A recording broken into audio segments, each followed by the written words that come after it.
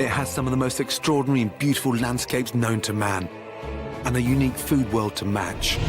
This place is home to rotten shark, whale meat, and something I've always wanted to try, puffin. Here they have a puffin feast on the menu. I'm intrigued to see what it delivers in terms of texture and flavour, and more importantly, I'm dying to find out what it actually tastes like. I'm sampling a starter of fresh salad with smoked puffin. Thank you. And where's the puffin, Dunny? It's all over here. Oh, the dark bits. See, it's hiding in the bushes again. Yes, it is. See? Where is it? Thank you. Never tasted anything like it before. I actually quite like it. It's very creamy, slightly gamey, a little bit salty, but quite intriguing because it's very smooth on the palate. And obviously, a fucking nightmare to catch because there's hardly any on my fucking plate. Puffin is such an amazing new ingredient. I'm keen to grill the local chefs about it. Fascinating for me, my first time eating puffin.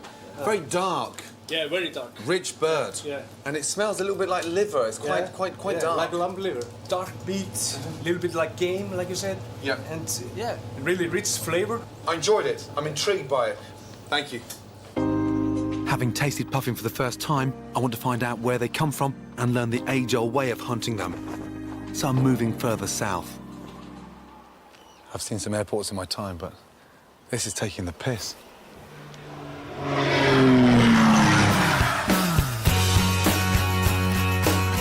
I'm heading to the Westman Islands, 10 miles off Iceland's south coast. There are more Atlantic puffin on these remote islands than anywhere else in the world. The birds are a traditional food, hunted for centuries by locals like Oliver Tier. Ollie, how are you? Hi there. Hi there, Gordon. Good to see you. Welcome to Westman Islands. Thank you. Now, you look like a little puffin. Bulky, sturdy, yeah? Thank you. Full of stamina. Yeah. Can you fly? Not really, but Not really. I'm always hoping to. So you've eaten a lot of puffin. In the UK, yeah, everyone right now will be thinking, oh my God, they're cute, they're beautiful, they're lovely beaks. We've got them as teddy bears for the kids. Okay. Why in the hell are you eating them? Well, to begin with, there are a lot of them. Around here, there are 4 or 5 million puffins. So they're in abundance. The traditional food in Westman Islands are the puffins, especially smoked puffins. So it goes back centuries ago in terms of a staple food supply that the island survived on. Yeah. And just tastes very good. The method Oliver uses to catch them is hundreds of years old. What is that thing? It's called haur. How? Haur. How? Yeah. Well, it's close enough. Okay, let's just call it a pole vault with a net on the end. Okay, you can call it whatever you like. I call it haur. There are no puffins on this open part of the island, so it's perfect for practicing sky fishing. I would wait for the puffin flying this way, slowly after they and turn, and then they will fly into the net, take the puffin out, and break the net. Have a little go. The bird is flying that direction. Follow. Poof, back. Why can't we just get a gun and shoot them? This is more of a sport. Yeah, but I shoot them, you catch them in the net. Yeah. As they fall out of the sky. The official hunting season doesn't start until tomorrow, which gives me plenty of time to perfect my swing. Got him. Yeah, okay. Got it. I got it. And cook another part of my puffin menu, a traditional Icelandic bread. Right, I'm going to make a really nice rustic bread to go with the puffins for tomorrow. I'm adding yeast to rye flour, wholemeal flour, salt and sugar. A little well in the centre. Add the milk in 3 stages. Knead the dough until firm. And that's what we're looking for, that really nice, smooth, beautiful, rustic dough. Into the tin. I'm finishing the bread with blowdurg, a traditional Icelandic flour. When you rub them together, it releases this amazing oil. It's a sort of cross between lavender and rosemary. As that cooks, it's going to perfume the bread. Smells amazing. Lid on. Now, I'm going to bake that bread in the biggest oven I've ever seen in my entire fucking life. This is Mount Eldfell, a volcano that erupted and changed the face of the islands just 35 years ago, with the crater still hot enough to bake a loaf. So this is the oven. And the deeper you go, the hotter it is. Yes. Honestly, I mean, that is absolutely incredible. Huh? The heat? Yeah, feel how hot that is. Yeah, I know, yeah. It's extraordinary. How long in the oven? 12 hours. 12 hours. Yeah. Only the Vikings would think about digging deep under a volcanic rock. Hard work being a baker. Yeah, but I mean, I don't mind putting the work in, especially when I'm not paying for the gas. The bread will bake overnight, and tomorrow the official puffin hunting season on the Westman Islands will begin. It's the first day of the season, and to catch them, we're heading even further afield to one of Ollie's best hunting spots. So where are we going to hunt the puffins? It's on the other side of the island. Yeah. In the middle? No, not in the middle, on the edge. On the edge? Yeah. What do you mean? Like that? On a cliff like this. Shit. Ollie, you're mad. This is Eckliver A, one of the Westman's 14 uninhabited islands.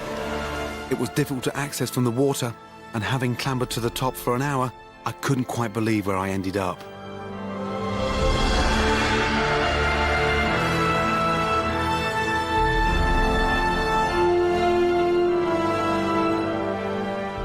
We're perched on the edge of a cliff, with an 80-metre drop into the North Atlantic Ocean. I'm shitting myself. Relax. Be part of the nature. The puffins circle the edge, catching the wind, and it didn't take long for Ollie to show me exactly how it's done. Yep. Yeah. Ah, that was quick. Yep. You hold it like this. Hold it like that. Yep. Under the wings, yes. Under the wings. Yep. The first one of the season is released. Ready? Beautiful. You're one lucky little fucker.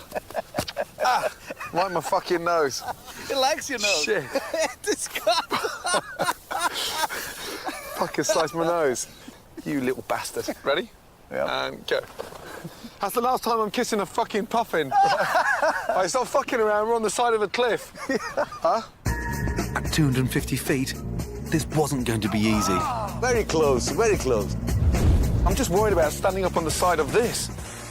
Well, you shouldn't worry too much. No, forget that. Forget that. Ollie makes sky fishing look easy, but I spent 3 hours on the cliff without catching a thing. A little bit far. There's no way on earth I can go home with a big fucking cut on my nose and no puffins, trust me. It's a lot more difficult than I thought it would be. Moving to the other side of the island, we were hoping our luck might change. Oh! Yo! Ah! Oh, yes! Okay! Right, you are!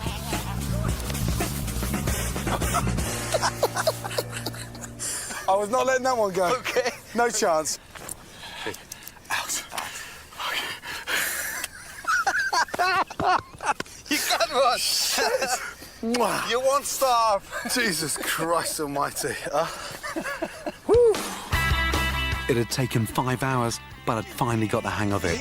Jesus. Fantastic. That was high, that one, though. That's good, very good. Puffin number 2. We could have gone on catching for hours, but I only needed a couple of puffins to cook with, so I decided to set my third one free. I'm gonna let this one go. Okay. You know that. First day of the season.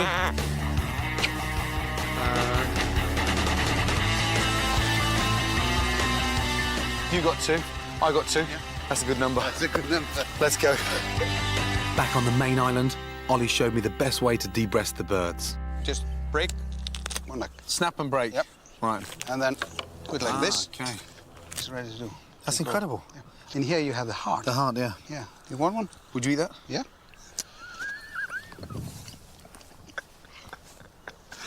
Iceland's very own Hannibal Lecter. Then it was my turn. No, you have a heart as well. Ollie, come on. Come on. Don't be a chicken. It's a puffin. You're bitten by one and then you can eat it. Doesn't taste bad. Shit. I can't believe you just made me eat that heart. Right, Hannibal, let me show you how to cook them fucking properly, yeah? You stay here, yeah? I look forward to. Thank you. Unbelievable. The volcanic bread I made yesterday turned out to be a big hit with the locals, because overnight, it got nicked. But it was the puffin I was here for, and I couldn't wait to cook with it. Marinated puffin breast in Brennivin. Take the breast off the bone. Just a tad larger than a pigeon breast, but 100 times tastier. I'm making a marinade for the puffin with crushed juniper berries, salt, pepper, and olive oil. 2/3 olive oil and 1/3 Brennivin. Brennivin's a local liqueur, like a schnapps. Lovely. And then puffin straight into the marinade. Whilst the puffin marinades, I'm making a salad with skyr and Icelandic yogurt, cucumber, garlic, and mint. The nice thing about this cucumber salad, it cools down the richness of the puffin. just slice through the breast. Get your rosemary twig, push it through. And the nice thing about that, as it cooks, it perfumes inside that puffin breast.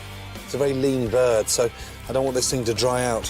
For the barbecue, cherry tomatoes on the vine, drenched with olive oil and balsamic vinegar. And now for the puffin, straight on the barbecue. Lovely.